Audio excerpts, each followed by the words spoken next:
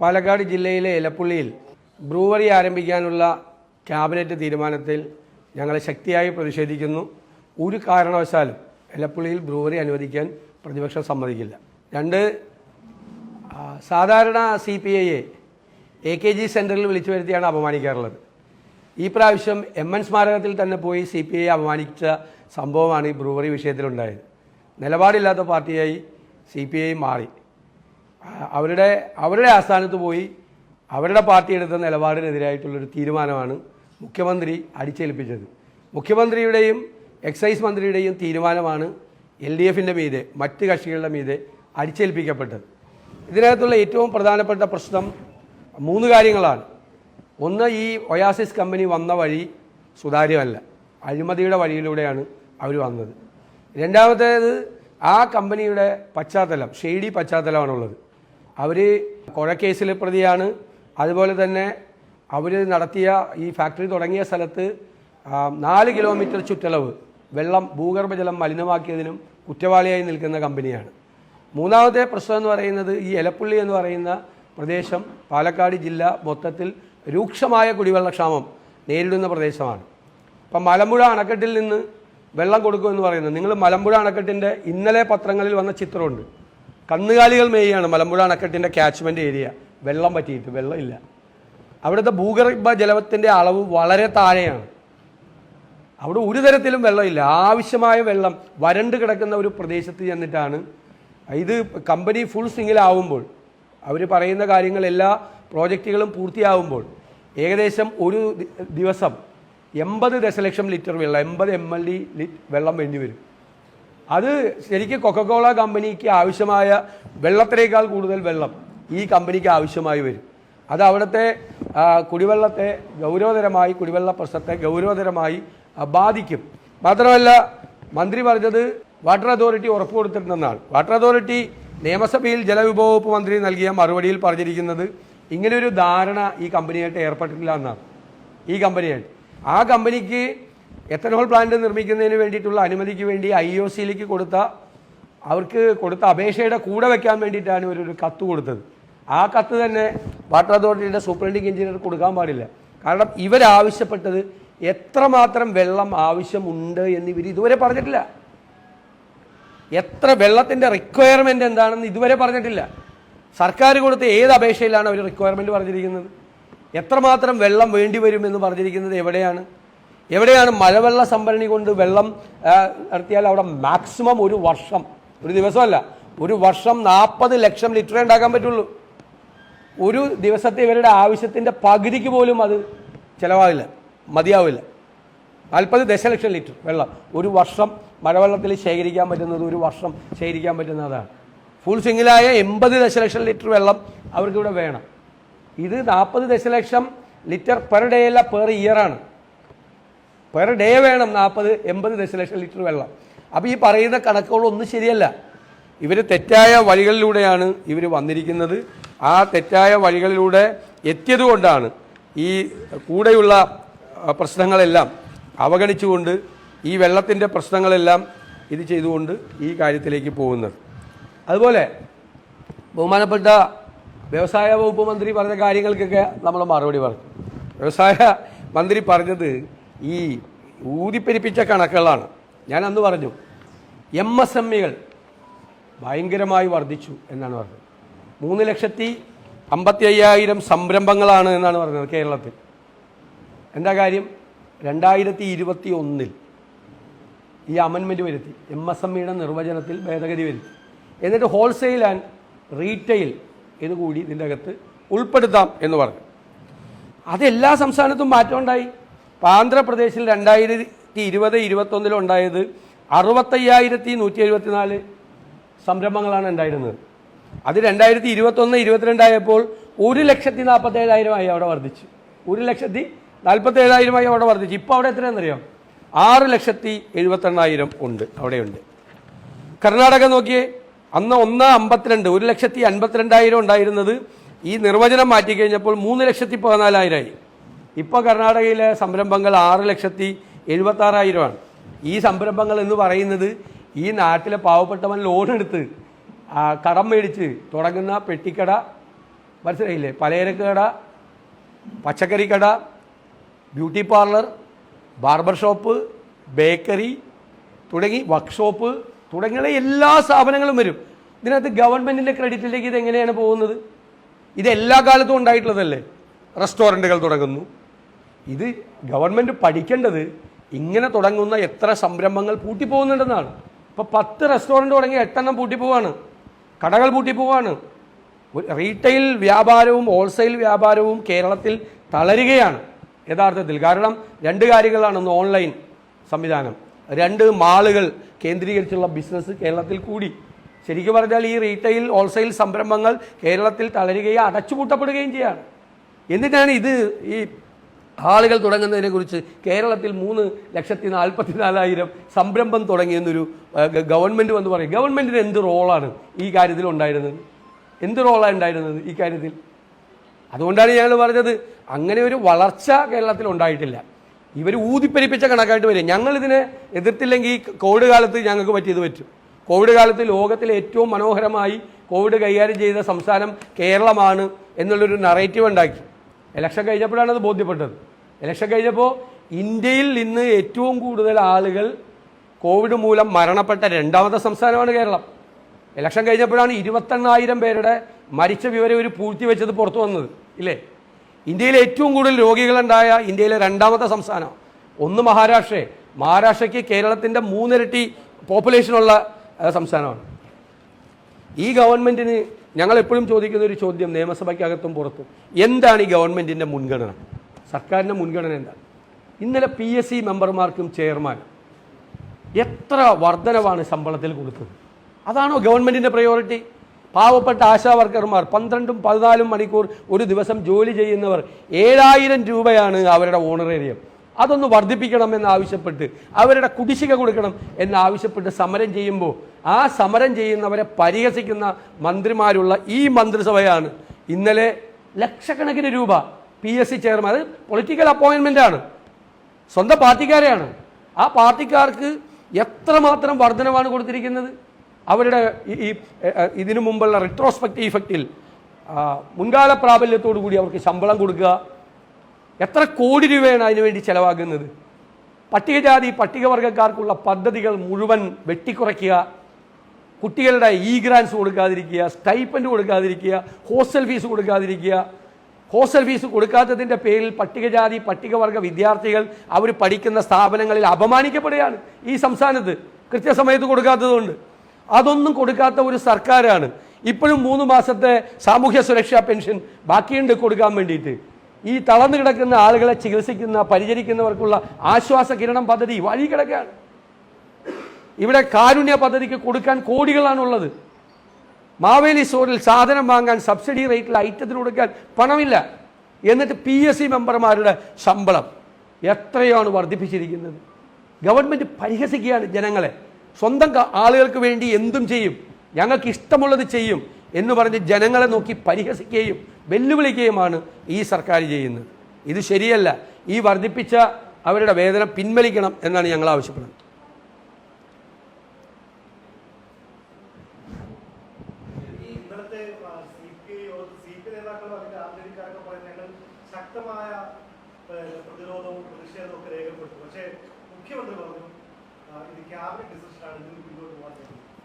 അല്ല, ഇതൊരു പോളിസി മാറ്ററാണ്.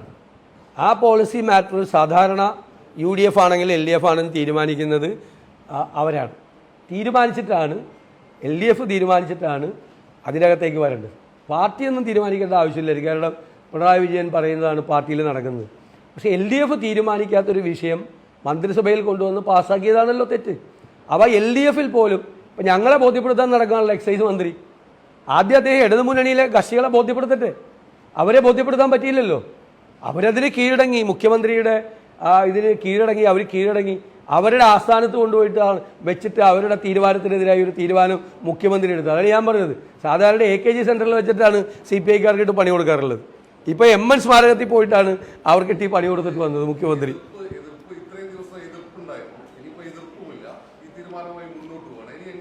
ആ തീരുമാനം ഒരു കാരണവശാലും നടപ്പാക്കാൻ ഞങ്ങൾ സമ്മതിക്കില്ല. ഇവരെല്ലാം കൂടി തീരുമാനിച്ചതാണല്ലോ കേരളയിൽ. നടന്നില്ലല്ലോ. ഇത് നടപ്പാക്കാൻ സമ്മതിക്കില്ല. അല്ല, ഞാൻ തയ്യാറാണല്ലോ. ഞാൻ പ്രതിപക്ഷ നേതാവെന്നുള്ള നിലയിൽ ഒരു മന്ത്രി എന്നെ സംവാദത്തിൽ വെല്ലുവിളിച്ചാൽ ഞാൻ മുഖ്യമന്ത്രിയുമായിട്ട് ഈ വിഷയത്തിൽ സംവാദം നടത്താൻ ഞാൻ തയ്യാറാണ്. സ്ഥലവും തീയതിയും ഗവൺമെൻറ് തീരുമാനിച്ചാൽ ഞാൻ ആരെയും വെല്ലുവിളിക്കാറില്ല. ഞാൻ ഇന്നുവരെ ഞാൻ ഇന്നുവരെ ഒരാളെയും സംവാദത്തിന് ഞാൻ വെല്ലുവിളിക്കാറില്ല. ഇന്നുവരെ വെല്ലുവിളിച്ചിട്ടില്ല. പണ്ടും തോമസ് ഐസക്ക് ഞങ്ങളെയാണ് വെല്ലുവിളിച്ചത്. ഞങ്ങളല്ല വെല്ലുവിളിച്ചത്. അപ്പോൾ ഇപ്പോൾ വെല്ലുവിളിച്ച മുഖ്യമന്ത്രിയും പ്രതിപക്ഷ നേതാവും എന്നുള്ള നിലയിൽ സംവാദം നടത്തി എനിക്ക് വലിയ സന്തോഷമാണ്. ഞാൻ എപ്പോഴും റെഡിയാണ്. അല്ല, മുഖ്യമന്ത്രിയായിട്ടാവാന്നേ. അല്ല, അദ്ദേഹം തീരുമാനിച്ചോട്ടെ. മുഖ്യമന്ത്രിയോട് സംസാരിച്ചിട്ട് മുഖ്യമന്ത്രിയും പ്രതിപക്ഷ നേതാവും തമ്മിലുള്ള സംവാദത്തിൻ്റെ ഡേറ്റും സമയവും തീരുമാനിച്ചോട്ടെ. ഇത് വാശി പിടിച്ചത് ചെയ്യുന്നത് മുഖ്യമന്ത്രിയാണല്ലോ. അപ്പം മുഖ്യമന്ത്രി മറുപടി പറയണ്ടേ? അല്ല, നടക്കില്ല. അവിടെ വെള്ളം കിട്ടണ്ടേ? അവിടെ നടക്കില്ല. ഇത് നടപ്പാക്കാൻ ഞങ്ങൾ സമ്മതിക്കില്ല.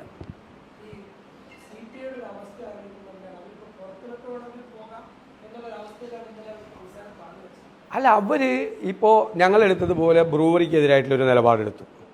സ്വകാര്യ സർവകലാശാല ബില്ല് ഞങ്ങളാണ് പറഞ്ഞത് ബിസിനസ് അഡ്വൈസറി കമ്മിറ്റി മീറ്റിങ്ങിൽ അത് സെലക്ട് കമ്മിറ്റിക്ക് വിടണമെന്ന്. ഞാൻ അറിഞ്ഞത് CPI സെലക്ട് കമ്മിറ്റിക്ക് വിടണമെന്നുള്ള തീരുമാനമാണ്. അതിൻ്റെ റിസർവേഷൻ സംബന്ധിച്ച്, അതിൻ്റെ ഫീസ് സ്ട്രക്ചറിനെ സംബന്ധിച്ചൊക്കെ ഒരുപാട് കാര്യങ്ങൾ പരിഹരിക്കപ്പെടണം. മറ്റ് സംസ്ഥാനങ്ങളിൽ ഇത് നടപ്പാക്കിയപ്പോൾ ഉള്ള കുറേ പ്രശ്നങ്ങളുണ്ട്. അതെല്ലാം എന്ന് മനസ്സിലാക്കിയിട്ട് വേണം അതുകൂടി പരിഹരിച്ചിട്ടുള്ള ഒരു ബില്ലാണ് ഇവിടെ കൊണ്ടുവരേണ്ടത്. ടോളിൻ്റെ വിഷയത്തിൽ ഞങ്ങൾ പറഞ്ഞു ടോള് പറ്റില്ല, കിഫ്ബി ടോള് പറ്റില്ല എന്ന്. അതും CPI ആ സ്റ്റാൻഡ് തന്നെ എടുത്തിരിക്കുന്നത്. ഏകദേശം ഞങ്ങളുടെ നിലപാട് തന്നെയാണ്. പിന്നെ അവർക്ക് എത്രമാത്രം അവരുടേതായ ഒരു പാർട്ടിയുടെ തീരുമാനം LDFലോ ക്യാബിനറ്റിലോ ഗവൺമെൻറ്റിനെ കൊണ്ട് സ്വീകരിപ്പിക്കാൻ പറ്റുമെന്നുള്ളത് അവരുടെ വിഷയമാണ്, ഞങ്ങളുടെ വിഷയമല്ല. പക്ഷെ ഇപ്പോൾ അവർ അവമാനിക്കപ്പെട്ടു. അവരുടെ സംസ്ഥാന കമ്മിറ്റി ഓഫീസിൽ ഈ സമീപകാലത്ത് ആദ്യമായിട്ട് LDF യോഗം നടത്തി അവരുടെ ഒരു തീരുമാനത്തിൻ്റെ മീതെ മുഖ്യമന്ത്രിയുടെ തീരുമാനം അടിച്ചേൽപ്പിക്കപ്പെട്ടു. അതാണ്.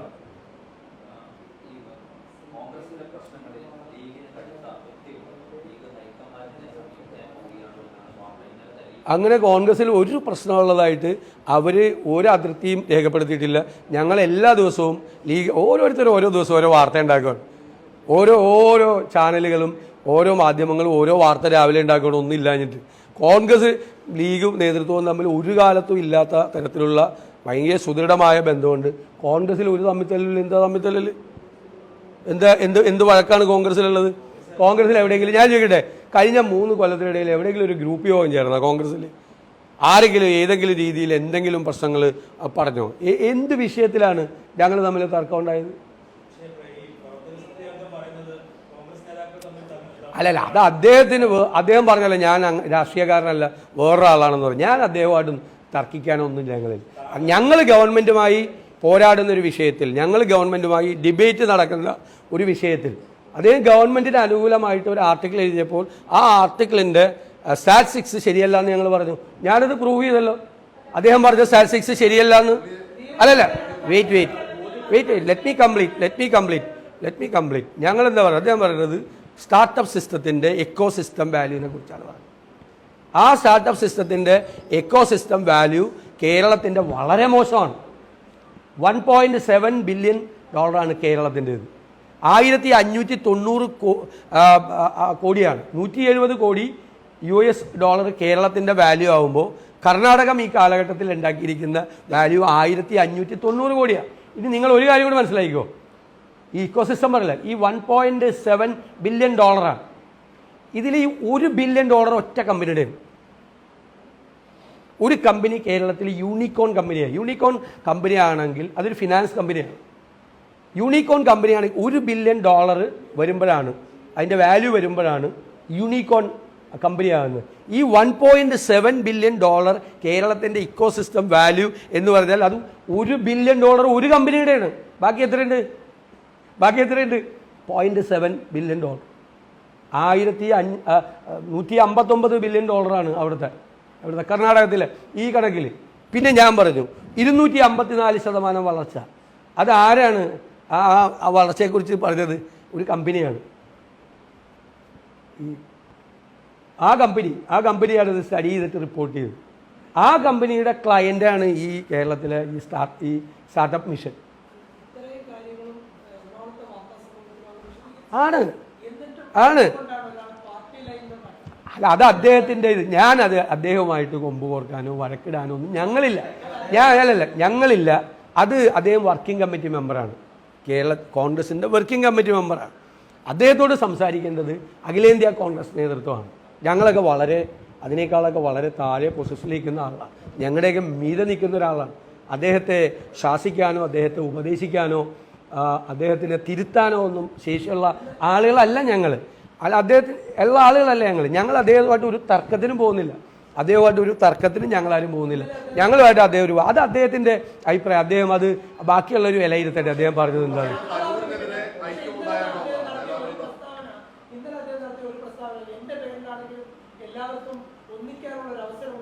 ഇവിടെ ഏത് കാര്യത്തിലാണ് കോൺഗ്രസിൽ ഐക്യമില്ലാത്തത്? നിങ്ങളൊരു കാര്യം പറ, ഏതെങ്കിലും ഒരു വിഷയം കേരളത്തിൽ വന്നപ്പോൾ കോൺഗ്രസിൻ്റെ നേതൃത്വം ഐക്യമില്ലായ്മ എവിടെയാണ് പ്രകടിപ്പിച്ചിട്ടുള്ളത്? ഏത് സബ്ജക്റ്റിലാണ് ഞങ്ങൾ ഐക്യമില്ലായ്മ കാണിച്ചിട്ടുള്ളത്? ഇപ്പോൾ ബ്രൂവറി വിഷയത്തിൽ നിയമസഭയിൽ ആരോപണം ഉന്നയിച്ചത് സി രമേശ് ചെന്നിത്തലയാണ്. ഞങ്ങൾ ഒരുമിച്ചാണ് പത്രസമ്മേളനം നടത്തിയിട്ട് സർക്കാരിനെതിരായിട്ട് ഞങ്ങൾ പറഞ്ഞത്. ഞങ്ങൾ എല്ലാ കാര്യങ്ങളും ആലോചിച്ചിട്ടാണ് മുഴുവൻ ലീഡർഷിപ്പും, KPCC പ്രസിഡന്റ്, മുൻ KPCC പ്രസിഡന്റുമാർ എല്ലാവരുമായിട്ട് ഞങ്ങൾ നിരന്തരമായി ആലോചന നടത്തിയിട്ടാണ് ഞങ്ങൾ ഓരോ തീരുമാനങ്ങളും എടുക്കുന്നത്. ഞങ്ങൾ തമ്മിൽ എവിടെയാണ് തർക്കം? ഓരോ വാർത്തകൾ വരുന്നതിന് ഞങ്ങൾ എന്ത് ചെയ്യാൻ പറ്റും? ഞങ്ങൾ തമ്മിൽ പ്രശ്നമുണ്ടെന്ന് പറഞ്ഞൊരു വാർത്ത വന്നാൽ ഞങ്ങൾ എന്ത് ചെയ്യാൻ പറ്റും? ചില മാധ്യമങ്ങളിൽ എല്ലാ ദിവസവും വാർത്ത അതാണ്. ഞങ്ങൾ എന്ത് ചെയ്യാൻ പറ്റും? ഞങ്ങൾ ഒരുമിച്ച് അതെനിക്കറിയില്ല. ഞാൻ പറഞ്ഞില്ലേ, ഞാൻ അദ്ദേഹത്തെ തിരുത്താനുള്ള ആളല്ല. അദ്ദേഹത്തെ തിരുത്തുകയോ അല്ലെങ്കിൽ അദ്ദേഹത്തെ ഉപദേശിക്കുകയോ അദ്ദേഹത്തെ ശാസിക്കുകയോ ഒന്നും ചെയ്യേണ്ട ആളുകളല്ല ഞങ്ങൾ. അത് ചെയ്യേണ്ടത് കോൺഗ്രസ് നേതൃത്വമാണ്. അവരെന്ത് തീരുമാനം എടുത്താലും ഞങ്ങൾക്ക് ഇതാണ്. ഞങ്ങൾ അതിൻ്റെ പേരിലൊന്നും ഒരു വിവാദത്തിനുമില്ല. നിങ്ങൾ എല്ലാ ദിവസവും നിങ്ങൾ സംസാരിക്കുമ്പോൾ നിങ്ങളൊരു തലക്കെട്ടിന് വേണ്ടിയാണ് സംസാരിക്കുക. ഇന്ന് നമ്മൾ ഇത്രയും പ്രധാനപ്പെട്ട പ്രശ്നം പറഞ്ഞിട്ടും നിങ്ങൾക്ക് ആഗ്രഹമുള്ള തലക്കെട്ട് ശശി തരൂരിനെതിരെ VD സതീശൻ, അത് എൻ്റെ കയ്യിൽ നിന്ന് കിട്ടില്ല.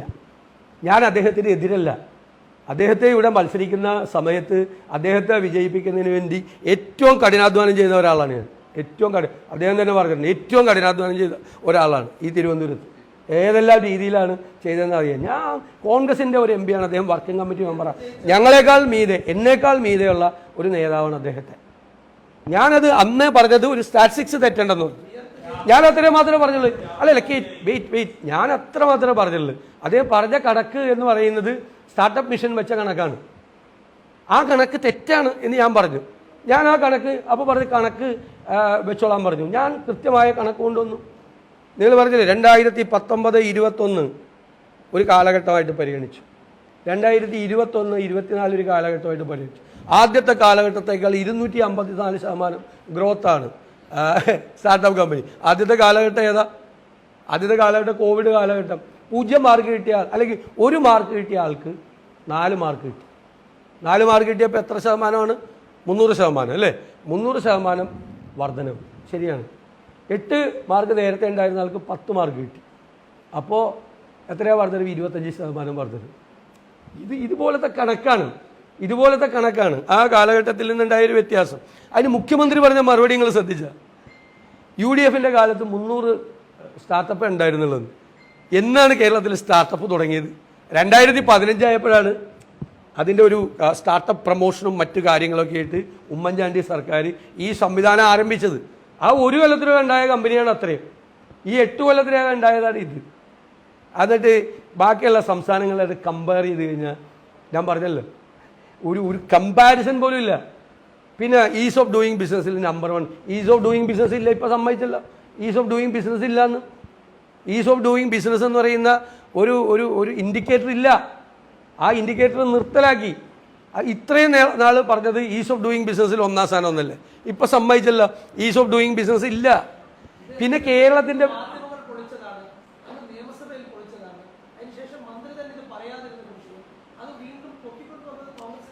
അല്ല, ഞാൻ പറഞ്ഞല്ലോ, അതിനുള്ള മറുപടി നമ്മൾ പറഞ്ഞല്ലോ, ഞങ്ങളെല്ലാം പറഞ്ഞല്ലോ.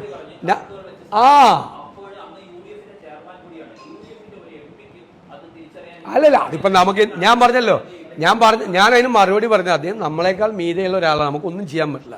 ചെയ്യേണ്ടത് ദേശീയ നേതൃത്വമാണ്. അദ്ദേഹത്തെ അത് അവർ സംസാരിക്കുമെന്നാണ് ഞാൻ കേട്ടത്.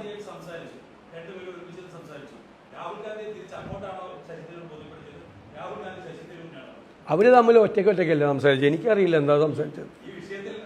അവർ പറഞ്ഞല്ലോ, അവർ 1 to 1 ആണ് സംസാരിച്ചത്. ഞാൻ രാഹുൽ ഗാന്ധിയെ വിളിച്ച് ചോദിക്കാമോ എനിക്ക് എന്താണ് ശശി തരൂർ പറഞ്ഞതെന്ന്? അതിനതൊരു ഇംപ്രോപ്പറേറ്റി ഇല്ലേ? ശശി തരൂരോട് ചോദിക്കാമോ എനിക്ക് നിങ്ങൾ തമ്മിൽ സംസാരിച്ചത്? നിങ്ങൾ എന്ത് കഷ്ടപ്പെട്ടാലും ശശി തരൂരിനെതിരായിട്ട് ഒരു വാക്ക് എൻ്റെ കയ്യിൽ നിന്ന് കിട്ടില്ല. നിങ്ങളെ വായിലെ വെള്ളം പറ്റിക്കാന്നല്ലാതെ എൻ്റെ നാവിൽ നിന്ന് ഒരു വാക്ക്. അദ്ദേഹം കോൺഗ്രസ് വർക്കിംഗ് കമ്മിറ്റി മെമ്പറാണ്. ഞാൻ അദ്ദേഹത്തെ ആദരിക്കുകയും ബഹുമാനിക്കുകയും ചെയ്യുന്ന ആളാണ്. അദ്ദേഹം കോൺഗ്രസ് നേതാവാണ്, കോൺഗ്രസ് വർക്കിംഗ് കമ്മിറ്റി അംഗമാണ്.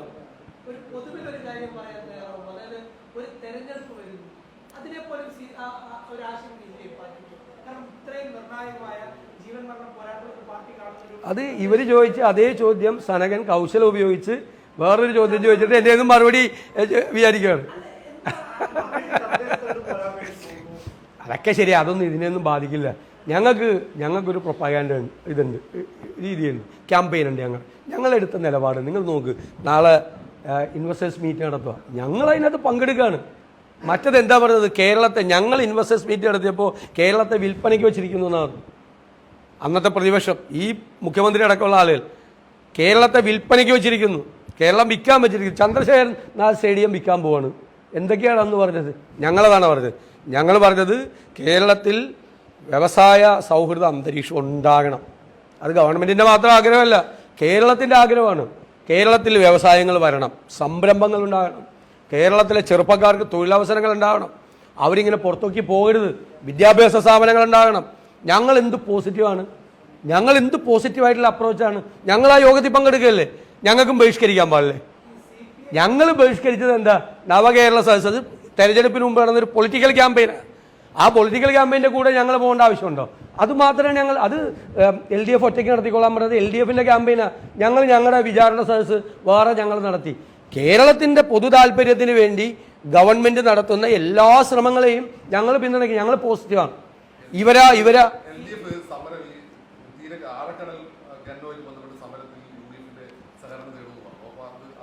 അല്ല, അത് ഞങ്ങൾ LDFുമായിട്ട് ചേർന്നിട്ടുള്ള ഒരു സമരത്തിന് ഞങ്ങൾക്ക് ഒറ്റയ്ക്ക് സമരം ചെയ്യാൻ ശേഷിയുണ്ട്.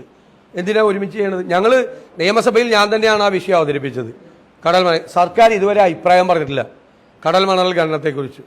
അതിൻ്റെ ഗുരുതരമായ സ്വഭാവത്തെക്കുറിച്ച് ഞാൻ തന്നെയാണ് നിയമസഭയിൽ ആ വിഷയം അവതരിപ്പിച്ചത്. അപ്പോൾ സർക്കാർ മറുപടി, കേന്ദ്ര ഗവൺമെൻറ്റാണ് തീരുമാനം എടുക്കേണ്ടത്. സെൻട്രൽ സബ്ജക്റ്റ് ആയതുകൊണ്ടാണ് ഞങ്ങൾ അടിയന്തര പ്രമേയം കൊണ്ടുവരാതെ സംസ്ഥാന ഗവൺമെൻറ് സ്റ്റേറ്റ് ഗവൺമെൻറ്റിൽ സമ്മർദ്ദം ചെലുത്തണം എന്നാവശ്യപ്പെട്ടുകൊണ്ട് സബ്മിഷൻ കൊണ്ടുവന്നത്. അത് ഞങ്ങൾക്ക് ഉറച്ച നിലപാടാണ്. ഞങ്ങൾ അതിനെതിരായിട്ടുള്ള സമരം ആരംഭിച്ചു കഴിഞ്ഞു. ഞങ്ങൾ തീരദേശ യാത്ര പ്ലാൻ ചെയ്തിട്ടുണ്ട്. രാപ്പകൽ സമരം KPCCയുടെ നേതൃത്വത്തിൽ നടക്കുന്നുണ്ട്, പദയാത്രകൾ നടക്കുന്നുണ്ട്. ഞങ്ങൾ കടൽ മണൽ ഖനനത്തിനെതിരായിട്ടുള്ള സമരം UDFും ഇപ്പോൾ NK പ്രേമേന്ദ്രൻ നയിക്കുന്ന കാൽനട യാത്രയുണ്ട്. ഇതെല്ലാം UDFിൻ്റെ ഘടകകക്ഷികളും UDFും എല്ലാവരും തീരുമാനിച്ചിട്ടുണ്ട് പരിപാടികൾ.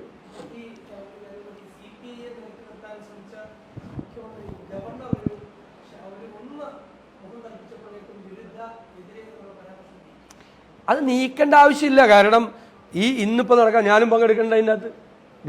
ഞാനാണ് മുഖ്യമന്ത്രിയോട് ആദ്യമായിട്ട് ആവശ്യപ്പെട്ടത്, കത്തെഴുതി ആവശ്യപ്പെട്ടത് കഴിഞ്ഞ നിയമസഭാ സമ്മേളനത്തിന് മുമ്പ് UGC റെഗുലേഷനെതിരായിട്ട് നിയമസഭ പ്രമേയം പാസ്സാക്കി അയക്കണം. പ്രതിപക്ഷ നേതാവ് എന്നല്ല ഞാൻ ആവശ്യം. അത് കഴിഞ്ഞിട്ട് നിയമസഭ കൂടിയപ്പോൾ പ്രമേയം പാസ്സാക്കി അയച്ചു. അപ്പോൾ ഈ ഒരു പ്ലാറ്റ്ഫോം ഇന്ന് ഉണ്ടാക്കിയിരിക്കുന്നത് UGC റെഗുലേഷൻ എതിരെയാണ്. അത് എതിരെ എന്നുള്ളത് ഗവർണർ പറയുമ്പോൾ എന്തിനാ മാറ്റിയെന്ന് എനിക്ക് മനസ്സിലാവുന്നില്ല. എന്തിനാ മാറ്റിയത്? എന്നാൽ പിന്നെ അനുകൂലം എന്ന് എഴുത്, എന്നാൽ പിന്നെ എനിക്ക് പോകാതിരിക്കുന്നു. ഞാൻ ആ മീറ്റിംഗ് പങ്കെടുക്കാതിരിക്കും. UGCക്ക് റെഗുലേഷൻ അനുകൂലമാണ് ഇന്ന് പരിപാടി നടക്കുന്നത്. എന്തിനാണ് എതിരെ എന്നുള്ള മാറ്റുന്നത്? എന്തിനാണ് ഇവരൊക്കെ വാളെടുക്കുമ്പോഴൊക്കെ പേടിക്കുന്നത്? ഭയപ്പെടുന്നത് എന്തിനാ? ഇവരൊക്കെ വാളെടുക്കുമ്പോഴേക്കും അങ്ങനെ ചെയ്യാം. ഒരു ഗവൺമെൻറ് തീരുമാനിച്ചതല്ലേ. നമ്മൾ കൺകറന്റ് ലിസ്റ്റിലുള്ള സബ്ജക്റ്റാണ് വിദ്യാഭ്യാസം. നമ്മുടെ കൂടി അവകാശങ്ങൾ കവർന്നെടുത്തുകൊണ്ടുള്ള UGCയുടെ ഡ്രാഫ്റ്റ് റെഗുലേഷനാണ് വന്നിരിക്കുന്നത്. അതിനെതിരെയാണ് നമ്മൾ സൗത്ത് ഇന്ത്യൻ ഞങ്ങളുടെയൊക്കെ മന്ത്രിമാർ വരുന്നുണ്ട്, തെലങ്കാനയിൽ നിന്നും കർണാടകത്തിൽ. അവർ പങ്കെടുക്കുന്നതിനെതിരെയാണ്. അതിന് അനുകൂലമായിട്ടാണ് നീ ഗവർണർ പറയുകയാണ് അതിന് അനുകൂലമാക്കണം എന്ന് പറഞ്ഞാൽ മുഖ്യമന്ത്രി അത് അനുകൂലം എന്ന് എഴുതുമോ? അത് അങ്ങനെ മാറ്റിയത് വളരെ മോശമായി, ചെയ്യാൻ പാടില്ലായിരുന്നു.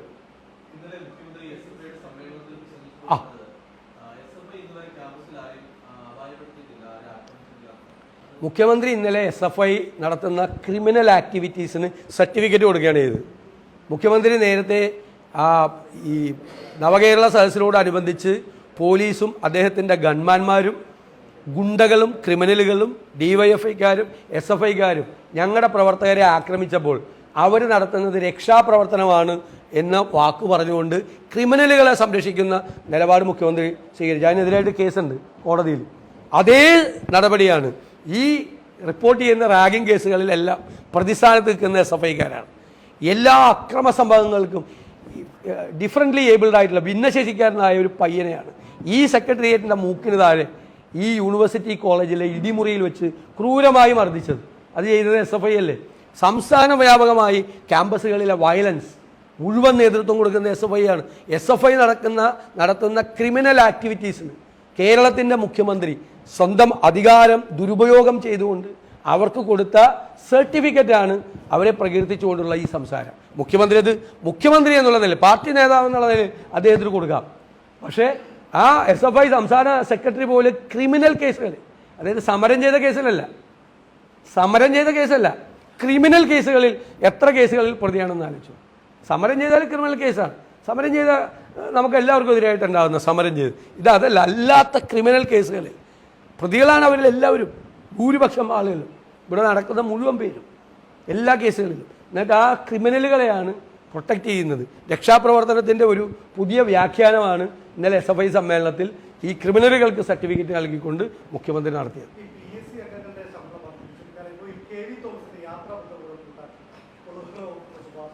ഞാൻ എന്താ ഇതിനെക്കുറിച്ചൊക്കെ പറയേണ്ടത്? അതാണ് എൻ്റെ ചോദ്യം. നിങ്ങൾ നിയമസഭാ സമ്മേളനങ്ങൾ റിപ്പോർട്ട് ചെയ്യുന്നവരാണ്. നിയമസഭയിൽ ഞങ്ങൾ ചോദിക്കാറുണ്ട്, എന്താണ് ഈ ഗവൺമെൻറ്റിൻ്റെ പ്രയോറിറ്റി, എന്താണ് ഈ ഗവൺമെൻറ്റിൻ്റെ മുൻഗണന? ഈ ഗവൺമെൻറ് ഒരു തീരുമാനം എടുക്കുമ്പോൾ അതിൽ പാവങ്ങളായ ആളുകളെ സഹായിക്കാനുള്ള തീരുമാനമാണോ എടുക്കുന്നത്?